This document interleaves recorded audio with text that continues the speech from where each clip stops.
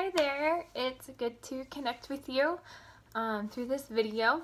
So, yeah, thank you for checking out the videos that I posted, and if this is your first one, I'm glad you are leaning in a little bit to reading books and doing activities with me. So, we have our fourth book.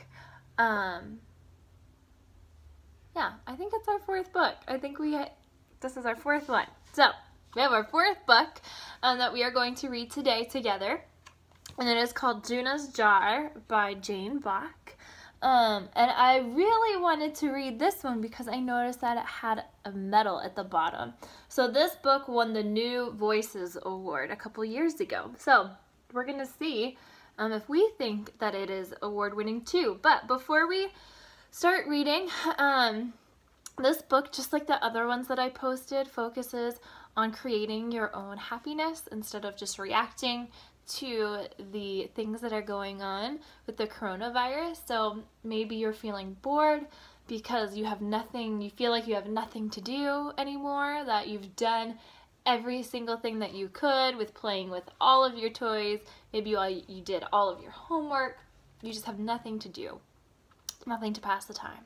Or maybe you are getting annoyed with being cooped up in your house, and maybe you're feeling sad that you're missing your friends. We all have so many emotions going on, but one thing that we are remembering is that we can create our own positivity, and we can choose how to react to the times that we're living in. And so that's what we are going to do today, but we are going to dive into our fourth book, Juna's Jar. Okay, so here we go.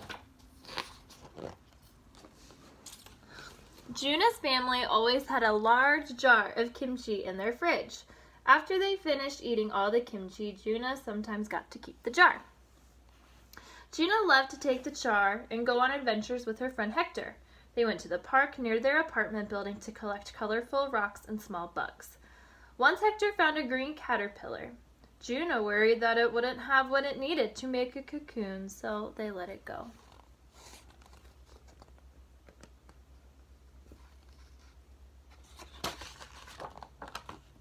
One morning, Juna went looking for Hector to go on another kimchi jar adventure. She ran downstairs to his grandmother's apartment. "Hi, Abuelita," Juna said to Hector's grandmother. "Can Hector come out to play?" "Hola, Juna," Hector's grandmother said, giving her a hug. "I'm sorry, Hector is not here." Then she told Juna that his parents had come the day before and had taken Hector to live with them in a big house far away. Hector had wanted to say goodbye, but Juna was not home.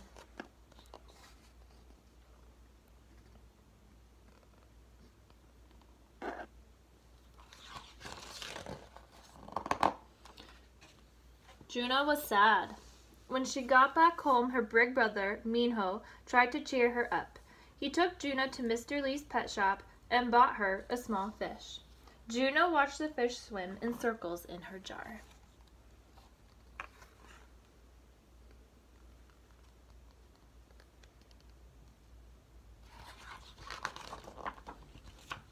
That night, when everyone else was asleep, Juna put on a diving mask and fins and dove into the water.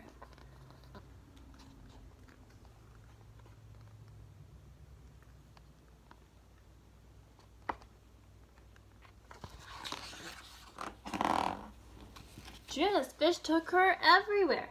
They swam with sea turtles, played with dolphins, and discovered a giant clam. "Can you help me find my friend Hector?" Juna asked her fish. They swam to a dark underwater cave. Hector wasn't there, but they found huge snakes slithering in the sand. When Juna got closer, she saw that they were actually tentacles. Juna wondered if they belonged to an octopus or a giant squid. "I wish Hector was here," Juna thought. "He knows everything about animals."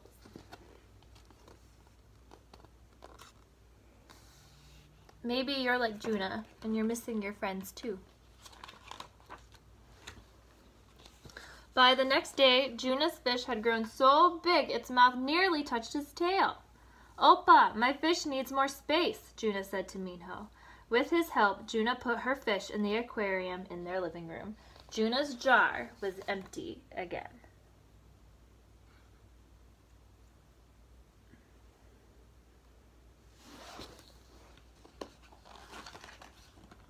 Minho had an idea. He gave Juna a small bean plant he had grown at school for science class. They found some soil and carefully put the plant in the jar.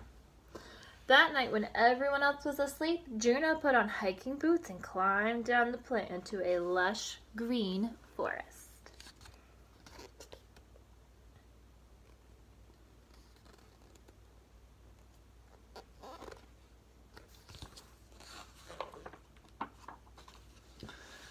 Juna swung on vines, climbed a tree with the sloth, and sang with howler monkeys. "Have you seen my friend Hector?" she asked them all. One monkey pointed to the river and jumped away. As Juna got closer to the water, she saw that the rocks in the river began to move. They weren't rocks at all. It was the back of an alligator or a crocodile. She wasn't sure which one it was. I wish Hector was here, she thought. He would know.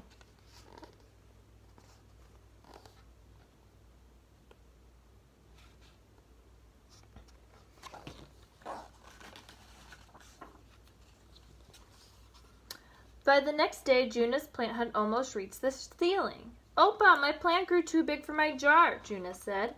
Minho helped Juna put the plant into a large pot on their balcony. Juna's jar was empty again.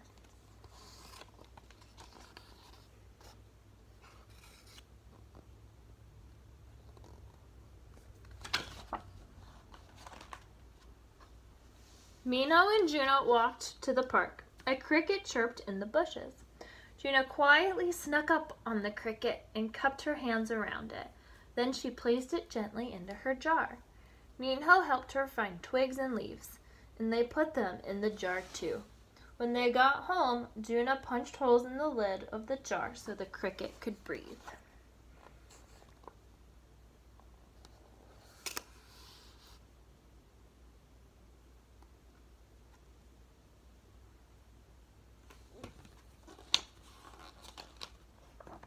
That night, when everyone else was asleep, Juna put on goggles and a helmet and hopped onto the cricket's back.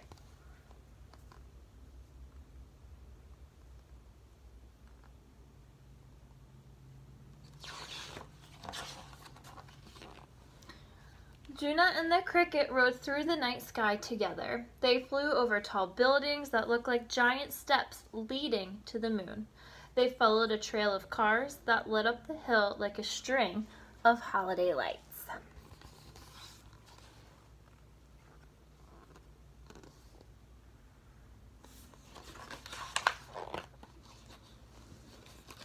Then the cricket landed on a windowsill of a big house. Juna peeked in the window. There was Hector, asleep in his bed, and on the bedside table was the kimchi jar Juna had given him. Hector looked like he was having happy dreams. Juna smiled. "Bye, Hector," she whispered. Then she hopped onto the cricket's back and flew home.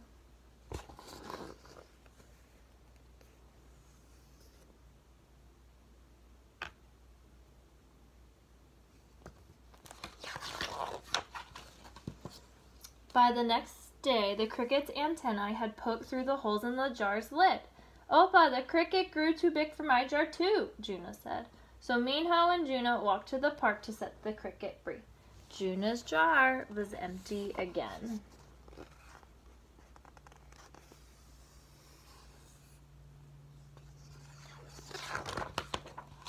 Juna looked around the park and wondered what she could put in her jar next. "I wish," she thought. "Look what I found," a girl behind her said. "Can we put it in your jar?" Juna turned around. A green inchworm was wriggling up the girl's arm. Juna smiled and held out her jar. And that is the end of our story. So, that was Juna's jar. And the activity that I have for you to try today involves a jar of your own. Now, I do not have a jar like Juna's, but I do have a glass vase. And so maybe you don't have a jar either, and maybe you don't have a vase. You could use a plastic cup in your kitchen, you could use a pot, you could use a bowl. Just try to find anything where you can store things in. And I want you to find things that are special to you. I want you to find things that you look forward to, that you think are cool, that you think are neat. I want you to go around your house and go around your yard, and I want you to find things that you think are special, things that make you excited, things that make you happy. So I'm going to share some of mine with you to maybe inspire you about what you could put in your jar. So the first thing you may have noticed in my jar is a banana. And I put a banana in my jar because I love fruits and I love to eat snacks throughout the day.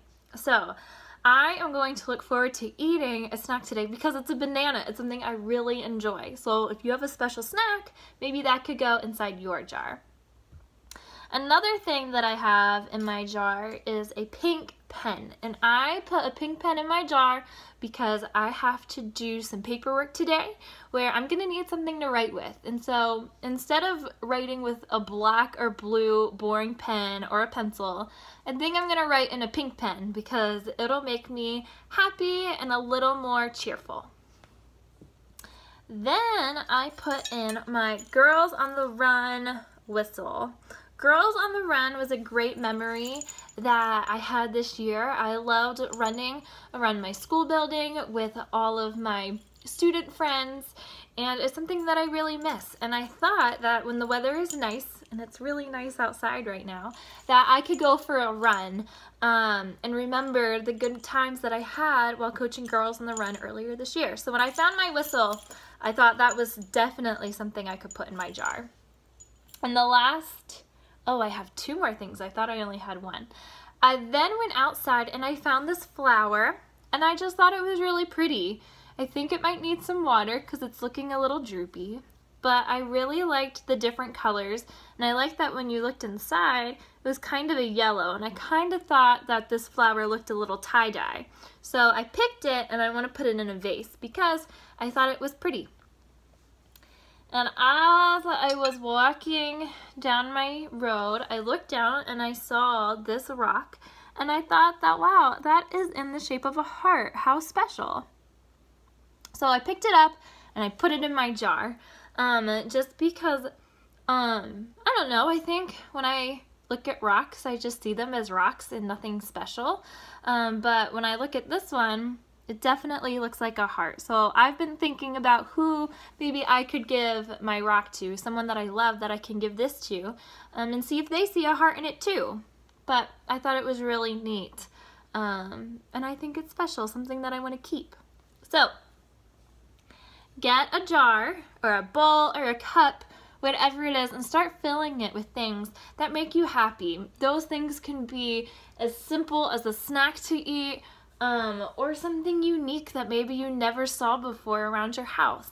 So go on an adventure, explore your jar, and fill it up with things that you think are cool, neat, special, and things that will create positivity in your life today. So that is our 4th video, and I hope that we get to connect through another one soon. Bye!